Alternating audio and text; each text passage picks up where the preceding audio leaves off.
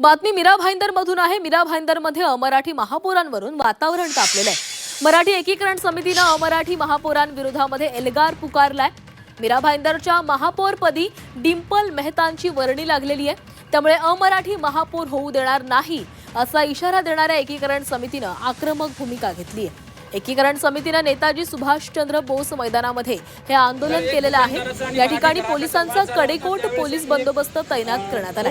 मीरा भाईंदर मधील या मोर्चाला पोलिसांनी परवानगी नाकारलेली आहे। तसेच आयोजकांना मनाई आदेशाची नोटीसही बजावण्यात आली आहे। त्यामुळे मीरा भाईंदर मध्ये पुन्हा एकदा मराठीवरून वातावरण तापण्याची शक्यता आहे।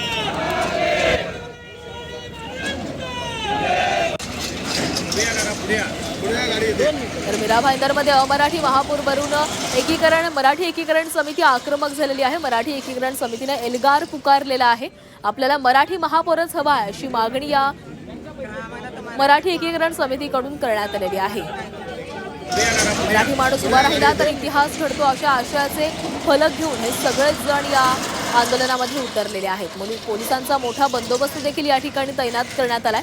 मीरा भाईंदरमध्ये गुजराती महापौर असणार आहे आणि यावरूनच मराठी एकीकरण समिती आक्रमक झाल्याचं दिसतं। डिंपल मेहता यांची मीरा भाईंदरच्या महापौरपदी वर्णी लागलेली आहे। यावरूनच आता मराठी एकीकरण समितीनं आक्रमक पवित्रा घेतल्याचं दिसतंय। मराठी एकीकरण समितीनं मोर्चाला सुरुवात केलेली आहे। आपल्याला मराठी महापौर हवा आहे अशी मागणी यांच्याकडून करण्यात आली आहे। पोलिसांचा मोठा बंदोबस्त या ठिकाणी तैनात करण्यात आलाय। पोलिसांकडून बॅरिकेडिंग लावण्यात आलेला आहे।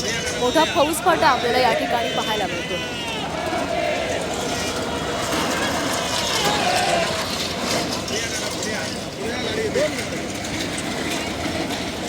मीरा भाईंदरमध्ये अमराठी महापौरावरून वातावरण तापलेलं आहे। मराठी एकीकरण समितीने अमराठी महापौरांविरोधात एल्गार पुकारलाय। मीरा भाईंदरच्या महापौरपदी डिंपल मेहतांची वर्णी लागली आहे। त्यामुळे अमराठी महापौर होऊ देणार नाही असा इशारा देणाऱ्या एकीकरण समितीने आक्रमक भूमिका घेतली आहे। एकीकरण समितीने नेताजी सुभाषचंद्र बोस मैदानामध्ये आंदोलन सुरू केले। या ठिकाणी पोलिसांचा कडेकोट पोलीस बंदोबस्त तैनात करण्यात आलाय। मीरा भाईंदर मधील या मोर्चाला पोलिसांनी परवानगी नाकारलेली आहे। सोबतच आयोजकांना मनाई आदेशाची नोटीसही बजावण्यात आली आहे। त्यामुळे मीरा भाईंदर मध्ये पुन्हा एकदा मराठीवरून वातावरण तापण्याची शक्यता आहे। आम्ही आंदोलन सुरू केलेलं आहे। हा संघर्ष असा